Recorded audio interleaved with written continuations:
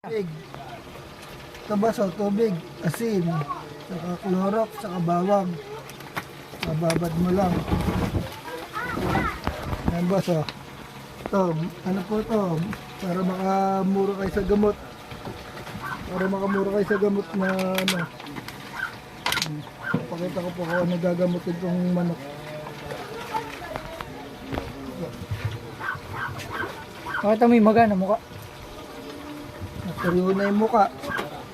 Natuyo na yung katawan. Oh. Hindi na pala napansin. Lumobo yung muka. Lumobo yung mukha niya. May bukol. Pa isa. Kabilaan.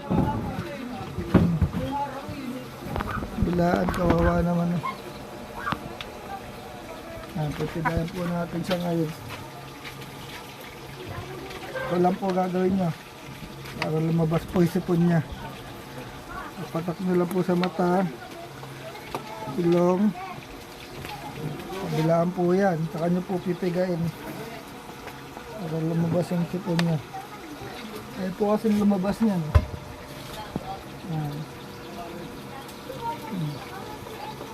Ito, mapakita po sa inyo sa susunod na araw yan. Ano po mangyayari.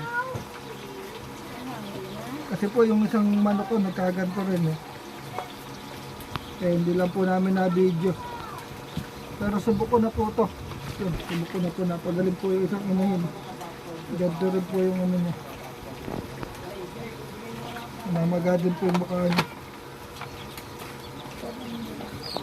Tigay niya lang po ilong para lumabas yung mukha. Yung ano. Ito niya.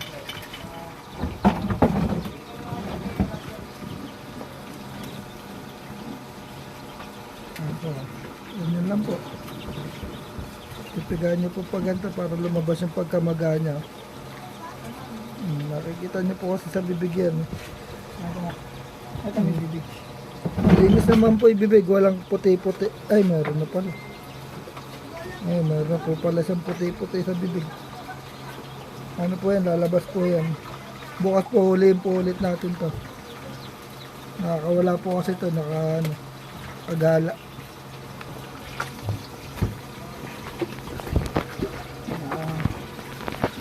Wala yan po. Ayan po, laki ng bukol niya.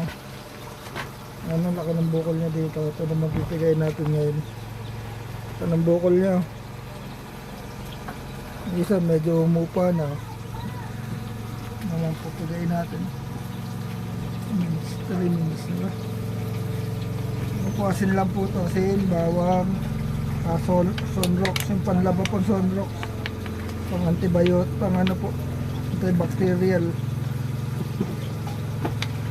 Antayin nyo lang po siya uminom. Lumunok.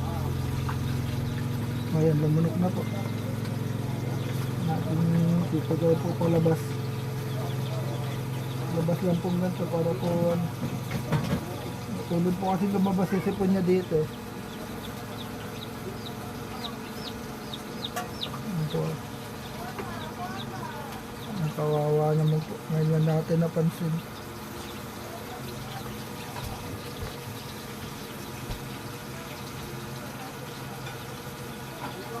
Hindi naman po kayo ano, subuhan nyo po ng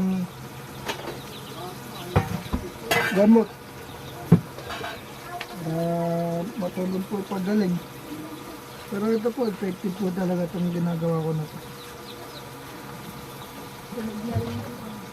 Ano pa?